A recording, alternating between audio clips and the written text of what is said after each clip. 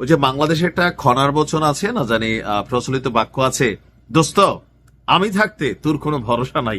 অনেকটা এরকমই।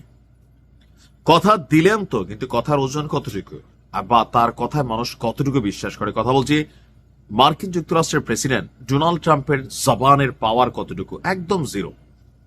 সকালে একটা বলে, বিকালে একটা বলে। পৃথিবীতে একমাত্র শাসক যে নিজেকে স্বৈরাচার হিসাবে দাবি করেন বা ফ্যাসিস্ট হিসাবে তিনি নিজেকে স্বীকৃতি দিয়েছেন যে হ্যাঁ আমি শাসক, স্বৈর শাসক, আমি ফ্যাসিস্ট শাসক, প্রয়োজন আছে এরকম শাসকের। তো এই ব্যক্তির কথায় কতটুকু গুরুত্ব আছে।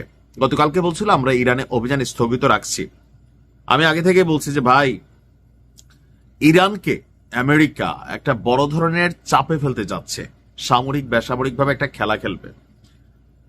এটার সিমটমটা আমরা কি দেখছিলাম, যে দক্ষিণ চীন সাগর থেকে মার্কিন যুক্তরাষ্ট্রের যে শক্তিশালী যুদ্ধ বিমানবাহী রণতরীগুলোকে আমরা দেখছি যে মধ্যপ্রাচ্যের দিকে রওনা দিচ্ছে।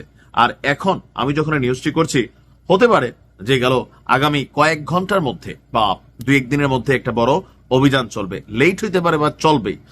আন্তর্জাতিক গণমাধ্যমগুলো বলছে যে ইরানকে কেন্দ্র করে মধ্যপ্রাচ্যের উপসাগরীয় অঞ্চলের দিকে একটি বড় মার্কিন নৌ আর্মাডা অগ্রসর হচ্ছে। মার্কিন কর্মকর্তারা বলছেন দক্ষিণ চীন সাগরে মোতায়েন থাকা ইউএসএস আব্রাহাম লিঙ্কন আপনার ক্যারিয়ার যেটা আছে স্ট্রাইক গ্রুপকে জরুরি ভিত্তিতে মধ্যপ্রাচ্যে যাওয়ার নির্দেশ দেওয়া হয়েছে এবং এটা পথে আছে। সুইজারল্যান্ডের দাভোসে যে ওয়ার্ল্ড ইকোনমিক ফোরাম আছে সেখান থেকে ফেরার পথে ট্রাম্প বলছিল যে আমরা ইরানের দিকে নজর রাখছি, ইরানের দিকে একটি বড় শক্তি এগুচ্ছে। যদিও আমরা কোনো সংঘাত দেখতে চাই না, তবে নিরাপত্তার খাতিরে এবং প্রয়োজনে ব্যবহারের জন্য এই বিশাল বাহিনী মোতায়েন করা হচ্ছে, অনেকটা ভেনেজুয়েলা স্টাইলে।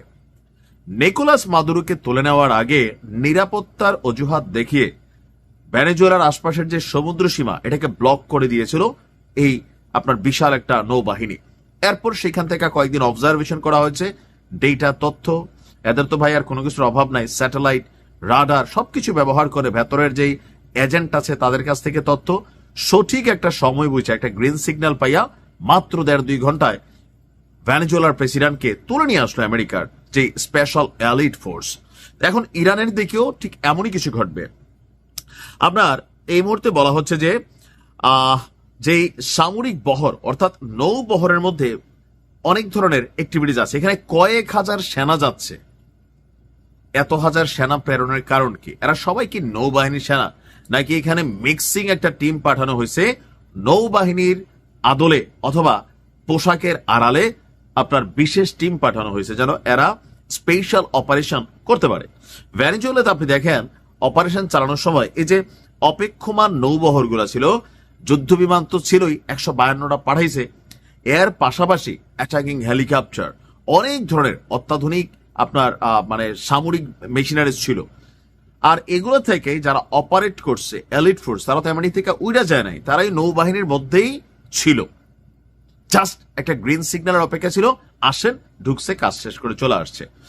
এখন ইরানের জন্য এই মুহূর্তে যে পরিস্থিতি তৈরি হচ্ছে, যে ইরানকে এই যে ঝুঁকানো যাচ্ছে না, এই যে ইরান তাদের পরিস্থিতি সামলে নিয়েছে, সরকার পতনটা হলো না, ট্রাম্পের যে দীর্ঘদিনের স্বপ্ন গত বছর ক্ষমতায় যখন ছিল এর আগে, তার এই ইরানকে কবজা করার বা ঝুঁকানোর যে স্বপ্ন সেটা কিন্তু বাস্তবায়িত হয়নি।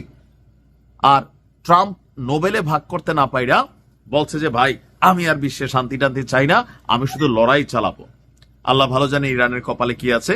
ইরানের উচিত প্রস্তুতি নেওয়া, যে কোনো সময় পরিস্থিতি বিগড়াইতে পারে। আর যদি আমেরিকা যে পরিকল্পনা করছে সত্যিকারের যদি একটা ঘটনা ঘটায়, ইরানের বেশ কয়েকটা প্রাদেশিক শহর ধুলো হয়ে যাবে।